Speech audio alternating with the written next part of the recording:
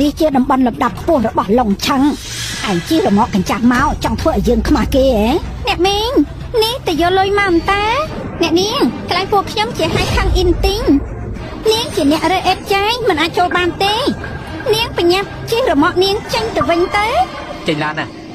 មិនចឹងទេអូនឲ្យលុយបងសិនមកបងទៅទិញចាប់ត្រង់នេះសិនហើយមិននឹងបានទៅនាងចង់ដេញខ្ញុំចេញទេកន្លែងខ្ញុំនេះជាកន្លែងលំដាប់ខ្ពស់មិនមែនសម្រាប់ប្រភេទនាងខ្ញុំមកទិញផ្ទះ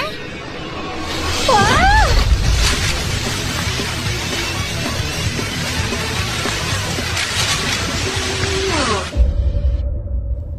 អ្នកនាងនេះជាអគារស្ដេចនៅកន្លែងពួកខ្ញុំលក់ដាច់បំផុត130ការ៉េនាងមើលទៅណានសៀងបងមើលទៅអានេះគឺរៀងតូចបន្តិចហើយថ្ងៃមុខពួកយើងមានកូនចាប់និយាយទៀតម៉ាក់បងត្រូវនៅជាមួយនឹងពួកយើងតែ2នាក់ទៀតណាតូចពេកហើយមិនបានមួយនេះតូចពេកយកវីឡាមកខ្ញុំត្រូវការវីឡាល្អវីឡានេះជាវីឡាដែលជួយជន់ល្អឥតខ្ចោះរបស់ពួកយើងប្រើសុទ្ធតែគ្រឿងសម្ភារៈល្អប៉ុន្តែត្រូវចំណាយ1200ម៉ឺន